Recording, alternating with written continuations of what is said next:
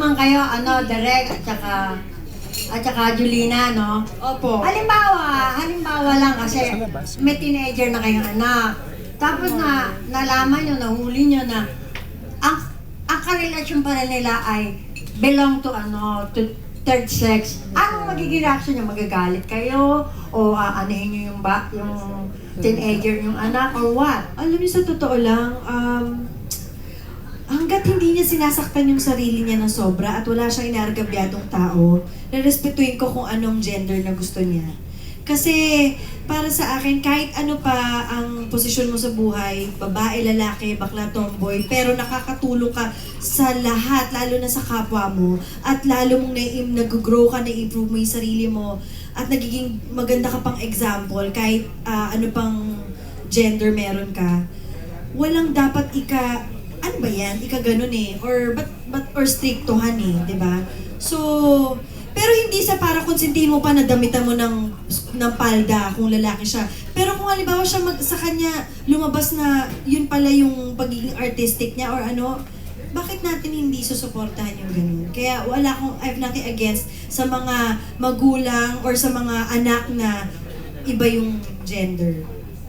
Correct. Thank you. Love wins. Mabuhay ka. Ikaw, Direk. Ako meron na talaga na may 14-year-old na akong anak. Nung bata pa lang yan, syempre ako pa ba naman ang una.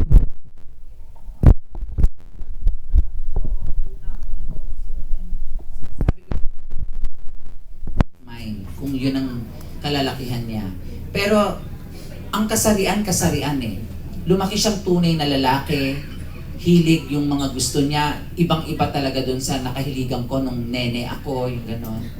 Tapos natutuwa ako kasi kahit ganon, iba ang pagtanggap niya sa katulad ko. At 5 years old, nagtanong na siya eh, papabading ka ba?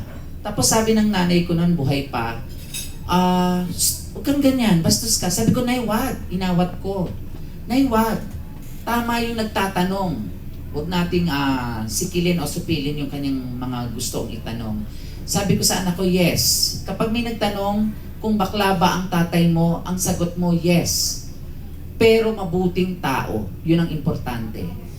May mga ginagawa ako na ang iniisip ko ay hindi yung kapahamakan ng tao, kundi kung paano mo tutulungan at maging mabuting mamamayan ng Pilipinas. Correct. Kapag ganon sa akin, hindi ako tumitingin sa gender.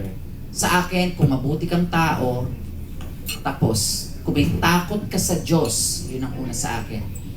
Wala tayong pag-uusapang hindi natin maiintindihan pareho. At ganon ako ngayon, sa mga nangyayari sa paligid natin, agad-agad, nagtanong ako sa anak ko, sinabi ko sa kanyang, sumagi ba sa isip mo ang pagsusuicide? Ang sagot niya, ayoko nun, nakakatakot yun. Pag-usapan natin na, kung may problema, wala akong hindi maiintindihan. Sabi ko, lahat pwede mong sabihin sa akin. Dalawa tayo dito, hindi ka nag-iisa.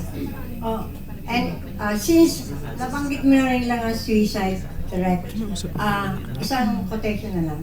Do you believe that suicide is painless and it brings to many changes? No, because I believe na kasalanan ang pumatay. Mas kasalanan ang magpakamatay. Kasi kapag pumatay ka, hindi ko kayo ine-encourage pumatay ha, pero may pagkakataon kang makukulong, pagbabayaran mo ang ginawa mo, makakahingi ka ng tawad sa Panginoon, and God is so merciful. Patatawarin ka kung talagang bukal sa kalooban mong paghingi ng tawad. Pero pag ang sarili mo na ang ginawan mo ng ganon, paano pa? Di po ba? So lahat po tayo, taas ang ating mga kamay. Sabi ko na. Thank you, Direk. Thank you po, Tita Mars. Ilan taon na yan? Mas kasalanan, Tita Mars, yung pagpapakuha mo ng naka-shorts.